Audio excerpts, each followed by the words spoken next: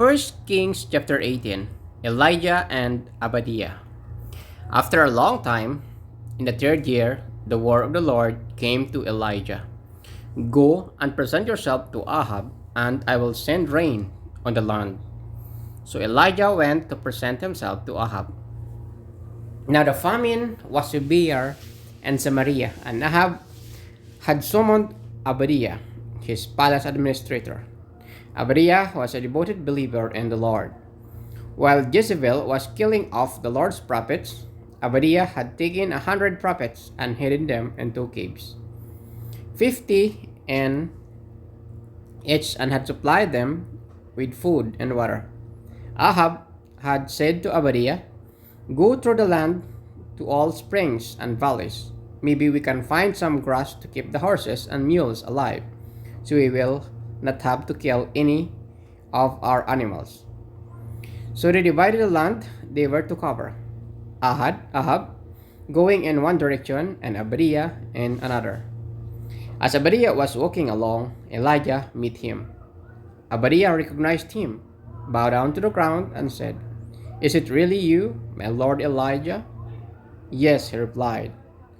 "Go tell your master, Elijah is here." "What have I done wrong?" asked Obadiah, "that you are handing your servant over to Ahab to be put to death? As surely as the Lord God lives, there is not a nation or kingdom where my master has not sent someone to look for you. And whenever a nation or kingdom claimed you were not there, he made them swear they could not find you. But now you tell me to go to my master and say, 'Elijah is here.' I don't know where the Spirit of the Lord may carry you when I leave you. If I go and tell Ahab,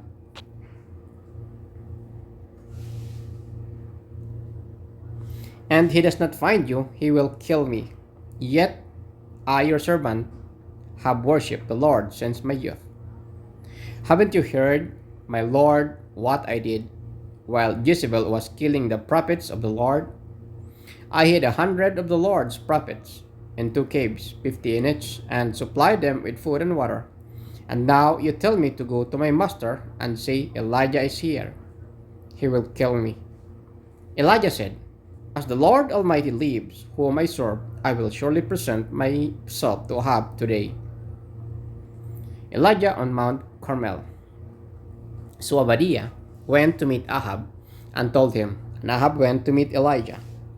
When he saw Elijah, he said to him, "Is that you, the troubler of Israel?" "I have not made trouble for Israel," Elijah replied, "but you and your father's family have. You have abandoned the Lord's commands and have followed the Baals. Now summon the people from all over Israel to meet me on Mount Carmel, and bring the 450 prophets of Baal and the 400 prophets of Asherah who eat at Jezebel's table." So Ahab sent word throughout all Israel and assembled the prophets on Mount Carmel. Elijah went before the people and said, "How long will you waver between two opinions? If the Lord is God, follow him. But if Baal is God, follow him." But the people said nothing. Then Elijah said to them, "I am the only one of the Lord's prophet left, but Baal has 450 prophets. Get 2 bulls for us. Let Baal's prophets choose one for themselves, and let them cut it into pieces and put it on the wood, but not set fire to it. I will prepare the other bull and put it on the wood, but not set fire to it. Then you call on the name of your God, and I will call on the name of the Lord, the God who answers by fire. He is God." Then all the people said, "What you say is good." Elijah said, "The prophets of Baal, choose one of bulls and prepare it first, since there are so many of you. Call on the name of your God, but do not light the fire." So they took the bull given them and prepared it. Then they called the name of Baal from morning till noon. "Baal, answer us." They shouted, but there was no response. No one answered. And they danced around the altar they had made. At noon, Elijah began to taunt them. Shout louder, he said. Surely he is a god, perhaps he is deep in thought, or busy or traveling. Maybe he is sleeping and must be awakened.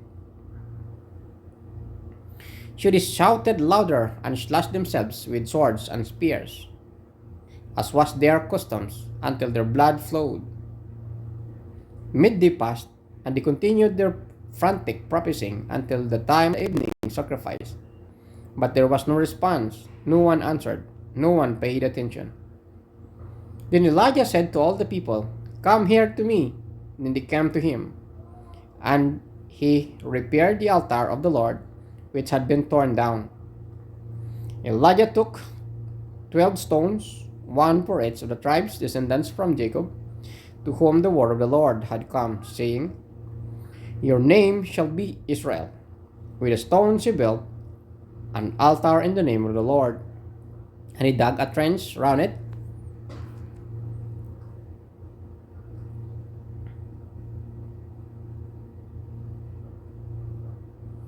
large enough to hold 2 seahs of seed. He arranged the wood, cut the ball into pieces, and laid it on the wood. Then he said to them, Fill 4 large jars with water and pour it on offering and on the wood. Do it again, he said, and he did it again. Do it a third time, he ordered, and did it the third time. The water ran down around the altar and even filled the trench. At the time of sacrifice, the prophet Elijah stepped forward and prayed, Lord, the God of Abraham, Isaac, and Israel, let it be known today that you are God in Israel, and that I am your servant, and have done all these things at your command. Answer me, Lord, answer me, so these people will know that you, Lord, are God, and that you are turning their hearts back again. Then the fire of the Lord fell and burned up the sacrifice, the wood, and stones, and the soil, and all licked up the water in the trench.